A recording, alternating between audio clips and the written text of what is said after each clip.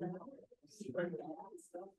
right, we're a little after 5:30, so I'm gonna get the show on the road. My name is Daniel DeFranco, and I am the manager for Saugatuck Township. And I want to thank each and every one of you for being here tonight to see the results of our Blue Star Highway Corridor Safety Plan. This has been in the works since January. We assembled a group of people who are from the township, and also representatives from our Saugatuck Township Fire District and our Allegheny County Road Commission. So it really was a regional group that came together for this particular project. There's a lot of complications with Blue Star. As you'll hear from our presenter, Eric Kehoe from Progressive, the township doesn't have full jurisdiction over Blue Star Highway. The Allegheny County Road Commission does. And so whatever we do, we really need to coordinate with them so they really understand the challenges that we're experiencing with the road, and we can find solutions to improve the road and transition it for what we really need as residents for the future. This project was put together with, or could not have been put together without the fantastic support of Eric Kehoe at Progressive AE, who is here tonight. And we'll be presenting to you the process that we went through to develop the report and also the findings. And we're also looking forward to hearing from you afterwards, your feedback and thoughts about where we'd like to take Blue Star Highway into the future and the challenges that we're going to face doing that, but we're still going to do it. So without further ado, I want to welcome Eric Kehoe. All right. Thank you so much. Yeah, thank you, Daniel, and the township for inviting us to be part of this. It's been really fun. Love coming down here. We're based in Grand Rapids, but love to come down and visit and work on this. And it's been a really awesome experience to get to know the community a little bit better and figure out some of the sticky challenges of the Blue Star corridor. And I don't see anything. Let's try it one more time. Try it one more time. There we go. All right. So just to go through the agenda real quickly here. Actually, Daniel, if you could minimize the other screen from my if you click the little I see. move it down maybe. Yeah, there we go. Okay, cool. All right, so yeah, classic. So I want to go through the agenda here. We're going to start just kind of talking a little bit about roads in general and street safety, just to kind of help frame a little bit and get on the same page. And then we'll get into what we found, which is really all the feedback we got from the community, as well as kind of looking at the road itself, what we want to see in terms of, okay, based on what we found, what are the goals for the future direction of Blue Star, and then talk about implementing this strategy. So let's talk about road safety a little bit. This is traffic fatalities nationwide. And you can see kind of as the line has decreased in the kind of early 2000s, it's trending back upward, right? Same with pedestrian fatalities. So those have been increasing at a higher rate. So kind of starting in the lower section there, it reached kind of its lowest peak in 2008, a steep climb with a 70% increase between 2011 and 2022. So crashes are going up. People walking are getting killed more. I try to say it that way because pedestrian fatalities and non-motorized, you kind of jarred me. Like there's people that are walking and they're getting killed more frequently in the country, right? And we're going to talk about roads a little bit. So the increase in these crashes is really driven by these, what we call arterial corridors. That's an example in the area. If you're familiar with 28th Street, that's a corridor. It's an arterial corridor. Blue Star would be considered an arterial corridor. And if you look here, the black line is actually the interstate and freeway crash history. So 196 and the light, it's, you know, we want to get that to zero, obviously, but the fact that it's kind of remaining relatively stable over time. Arterials, the Blue Stars of the world, and more of kind of the metro areas like the 28 streets of the world, that's where we're starting to see more and more fatalities. So like I said, arterials are basically roads that have high speeds. So half of the folks on the road are trying to get through at a high speed. The other half of the folks are trying to stop and turn in and out of places at a slow speed, right? So when we mix this kind of speed situation with access of getting in and out, that's where the fatalities are coming. Sorry. Hey, that's how I'm feeling too right now, thinking about this stuff. So highways are allowing high speeds, but because they limit access so much, there's so few spots to get on and off of a highway. That's what makes them relatively safer compared to the blue stars of the world. And then you think about, you know, Main Street in Saugatuck or Douglas, a ton of access, a ton of opportunities to get in and out, but you're also, it's designed to go slowly. So that's why those are safe. So we gotta keep in mind that speed is really the most important factor in the safety of the street. So speed limits, I guess just look at this slide real quickly here. Going from 20 to 30, there's a 40% increase in the chance of fatality, right? And then if you go from 30 to 40, you know, 8.5 times out of 10, someone who gets hit by a car going that speed will die.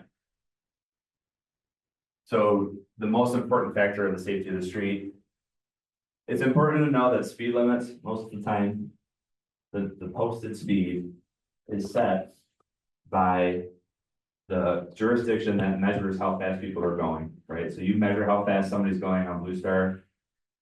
They take the 85th percentile. So they take the number, I guess only 15% of people are going faster than that. And that's how they set the speed limit. Okay. With that in mind, the streets are typically not designed to set the speed limit. So if you think of it this way, like we don't come up with the street design in mind, like we want to make sure people go 25 miles an hour. Let's design the street so they go 25. We build the road, we see how fast people are going, and then we set the speed limit.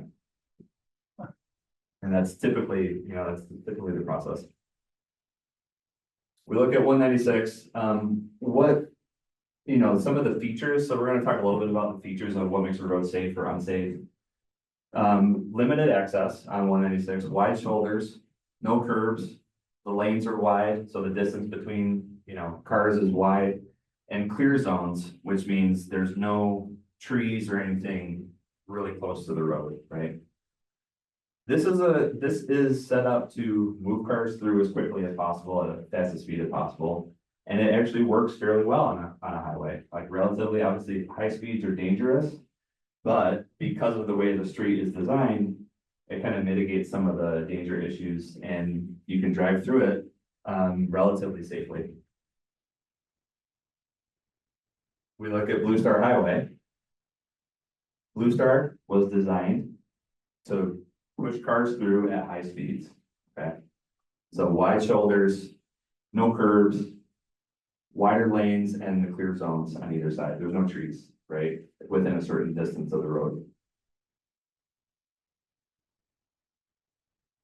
It was designed that way because at one point it was the highway of the area, right? So between the 30s and the 60s, this was the highway. It used to be the region's through route, so it was actually designed to bypass Saugatuck. So it's like get out of the hustle and bustle of Saugatuck and go around, right, in the 30s. Now what we're seeing is that it's turning into we would call it a two route. So rather than a through route where you're trying to get through, this is a two route where you're stopping to go to Penny Royal or the bike shop. You're coming here to, you know, vote. So it's turning into a destination for shopping and recreation. And this actually happened in Butler Street in Saugatuck, where way back in the day, this was kind of the through route. It evolved into a destination. So again, through routes prioritize cars, two routes prioritize people. Just to kind of give you a little bit more of like the vocabulary or how we design roads, right? These are some of the features that you might see when you're designing for slower speeds. So, and just kind of in the corner here, building lines, you can see the intersection in gray. Building lines, when you put a building closer to the road, it limits kind of the driver's cone, and it naturally makes you slow down, right? You feel way less comfortable going 60 miles an hour when you have tall buildings or even small buildings close to the road. A roundabout, obviously, we've started to see that at Old Allegan, right? Street trees are another, it's kind of similar to building lines, but the street trees also like, kind of narrow your cone of vision.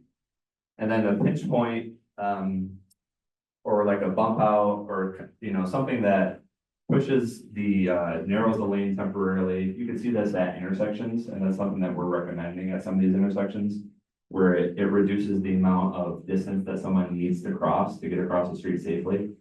So those are some of just to give you ideas of, we've seen how you design a freeway, right, with the wide lanes and the open areas, and these are some of the ways you design a road to make it slower.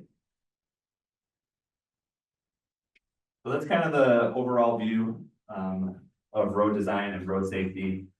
Here's what we found through community engagement in Saugatuck Township to see specifically what was going on the highway. To Daniel's point at the beginning, it's important to know that the Allegan County Road Commission is responsible for Saugatuck Township's roads. They have jurisdiction over them. They are pretty much any township in Allegan County, I guess not pretty much, every township in Allegan County, the road commission oversees, unless it's a state road. So, can't think of one off the top of my head right now, but state roads are NDOT routes. Any sort of like, 28th Street is M11, so that's maintained by NDOT. Most of the roads in the county that are outside of Douglas or Saugatuck are road commission roads.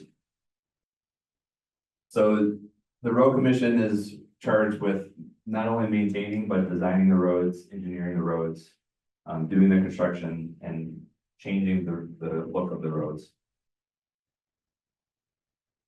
We also, obviously, it's important to point out that the zoning ordinance that was just adopted, it's encouraging mixed-use commercial and residential along Blue Star.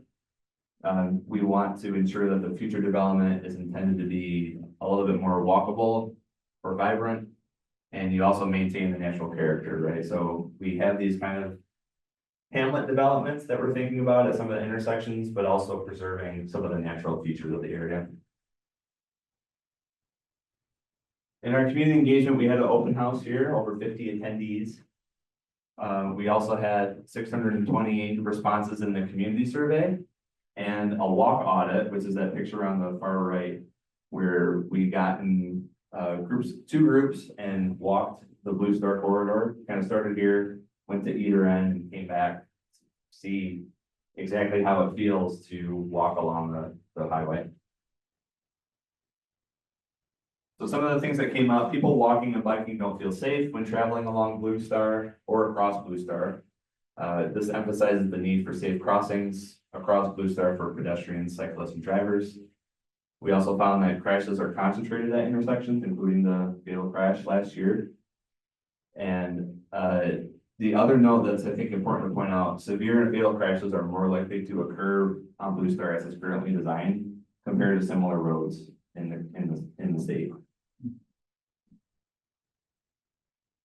So prioritizing car speed and ease of travel, that's kind of what's being prioritized on Blue Star right now.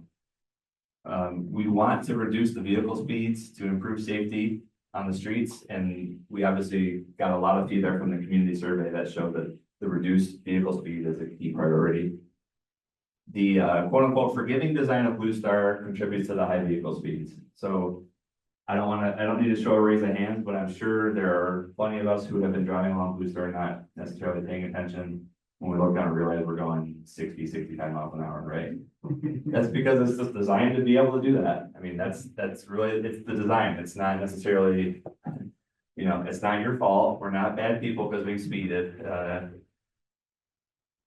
Looking at the survey responses, a couple of things really stood out. So we asked folks, how safe do you feel either walking along Blue Star or crossing Blue Star? Only 10% feel safe crossing Blue Star. and only 18% feel safe going along Blue Star. So the majority of people are not comfortable using this road other than in a car. This is just a heat map of the different crashes that are occurring. And this was since 2018, I believe. And you can see kind of the yellow hot spots are really at intersections, so those are clearly an issue.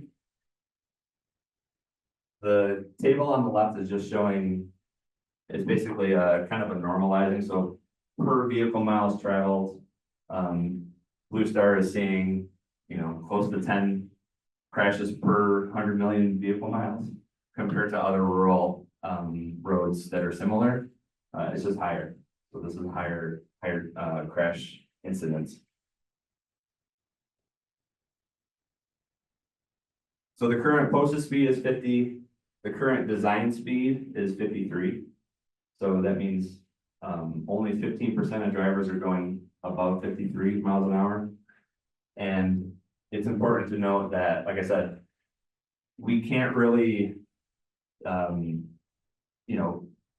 the design needs to happen first in order to get these speeds lowered. It isn't just put a sign up, because the way that the laws are structured, they would need to measure how fast people are going and then set the posted speed limit based on how fast people are going. It's very chicken and egg. Yeah, it's beyond chicken and egg, right?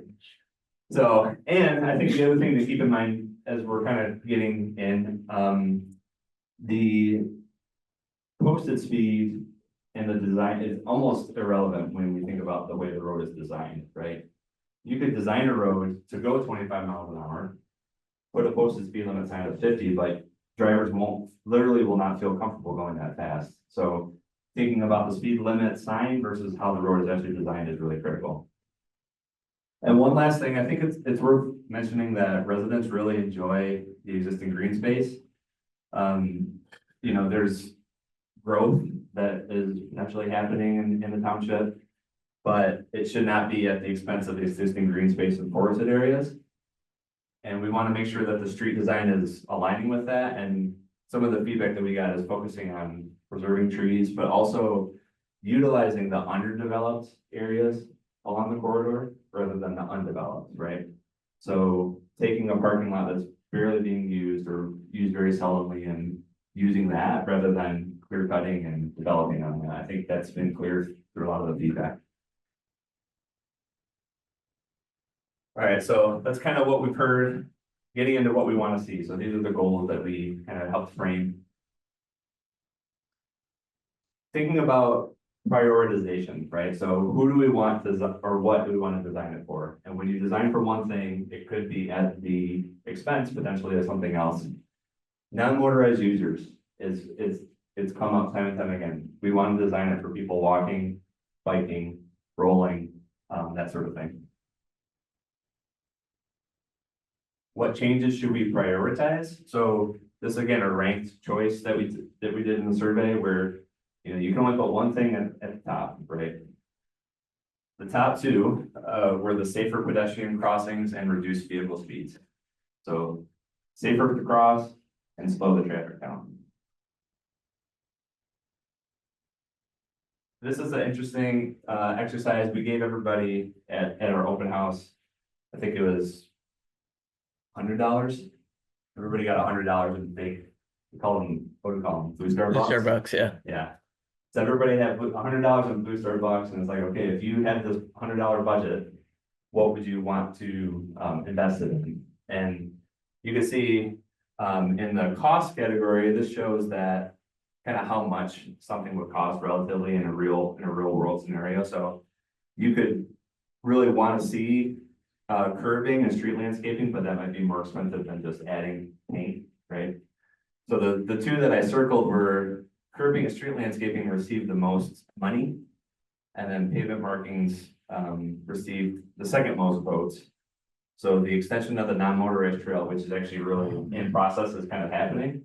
But in addition to that, the pavement markings was one of the other ones that got a lot of support. Really time and time again, what was going on in Union Pier. on the Red Arrow Highway was a precedent that people really liked, and got a lot of positive feedback on. Again, thinking about the design elements here. There's curbing, wider paths for people walking and rolling, narrower street lanes.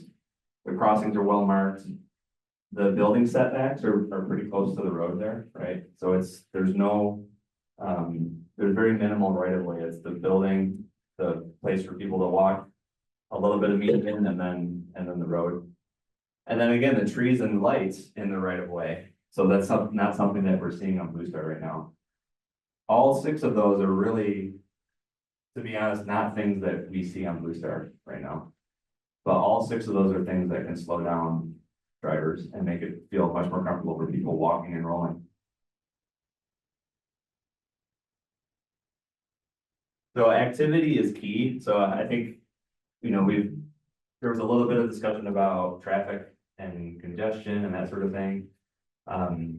We always tell our clients that traffic is a good problem to have, because that means it's a place that people want to be. And it's a marker of place, and, having no congestion is not really the primary goal, right? We don't want to have nobody here, right? So thinking about how we generate more activity and create more of a place in the township along Blue Star is really critical. So really what we want to see is encourage reduced vehicle speeds through strategic self-enforcing design intervention. So that gets back to design. Self-enforcing design means we're designing it in a way that forces drivers to slow down, feel like they need to go a little bit slower. We want to create intersections that are safer for people that are non-motorized users, as well as drivers. Intersections are where crashes are happening, so we don't want the intersections. We want the intersections to be safer for people that are walking and people that are driving. And we want to make sure that we're preserving some of the existing green space along the corridor, and really targeting the areas that we want to see growth happen. So if growth is going to happen in the township, really going towards some of those underdeveloped areas and prioritizing those. Again, this is kind of the reduced vehicle speed. So state regulations prohibit lowering speed limit below existing operating speeds. That gets back to how the speed limit is measured and marked. So we need to really focus on redesigning the road to encourage this behavior that we want to see, so slower speeds.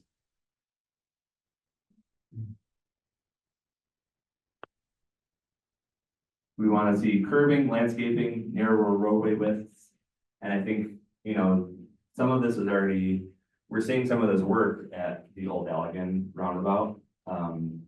If you notice, next time you drive through it, see how far the curbing goes.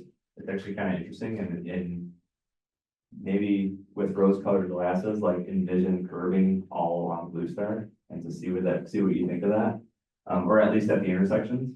But it would be, now that we're kind of getting through our road design 101 crash course here, it'll be interesting for you to go through the roundabout again and see what the curbing does, and kind of experience what it feels like to go through that.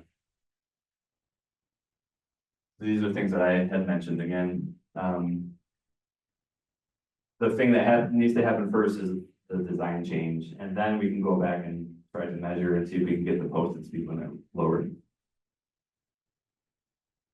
We want to make sure that we're looking at clear zone reductions, which means limiting the amount of space that needs to be mowed and absent of trees. I think township residents want more trees. We want to see more of that. We want to have that feel of that previous slide, on the bottom, where it's a little bit more of enhancing the natural feel of the area and really leveraging that feel rather than the highway.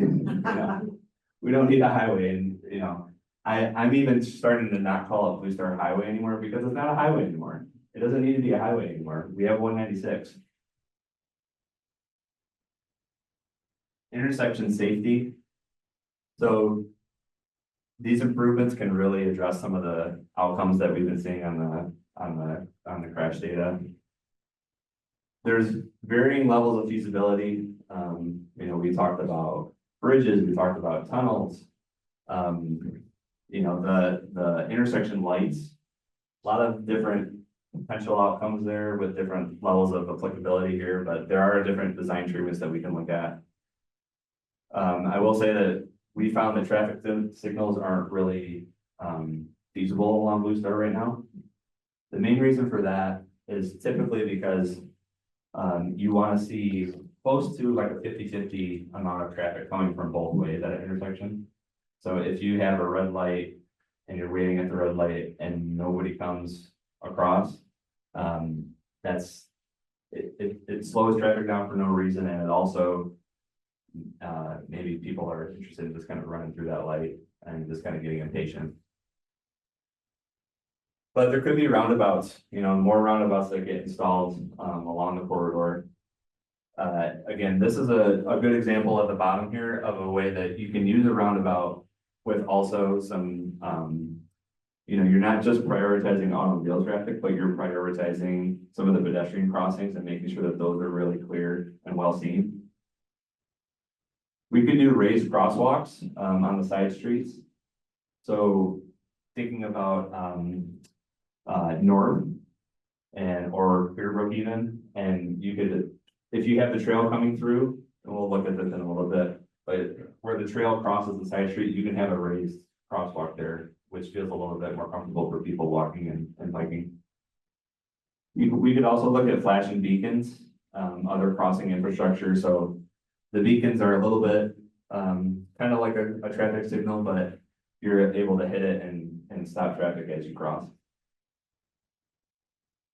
And then we want to make sure that the zoning and land use regulations are, I think the township did a great job of overhauling the zoning ordinance. And we just want to ensure that the hamlet development, where we're kind of going after this design style, is happening in the places that we want to see it happen. And then the development or the preservation of natural features is happening in the places we want to see that happen. Hamlets, we're calling them hamlets. It's really kind of like a small town, like a town center. Again, Union Pier, if you're familiar with that, is a pretty decent example regionally of what a hamlet might look like. But it really is kind of like a very small, you can envision one of the intersections you're having buildings at each of the corners. That's about it, but just having a little bit of pocket of development and limited growth. All right, so what happens if we actually slow the speeds? Just a little thought experiment.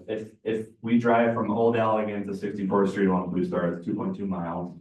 If I go 50 miles an hour the whole time, that would take about 2 minutes and 38 seconds. If I go 35 miles an hour, it would take about 3 minutes and 46 seconds. So we're talking about going from 50 to 35, designing for 35 miles an hour, adding 1 minute to everybody's travel time for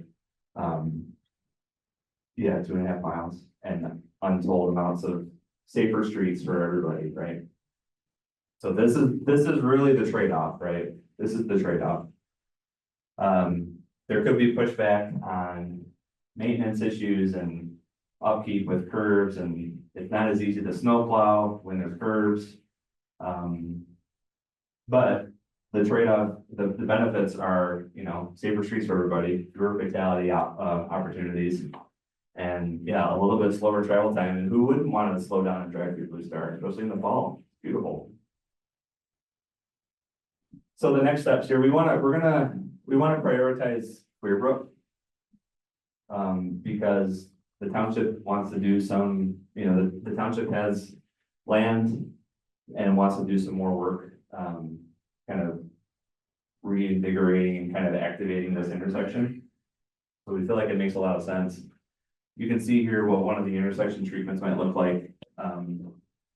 It's going to obviously require collaboration with the road commission and state, but the features on this intersection specifically, the turning radii is tightened.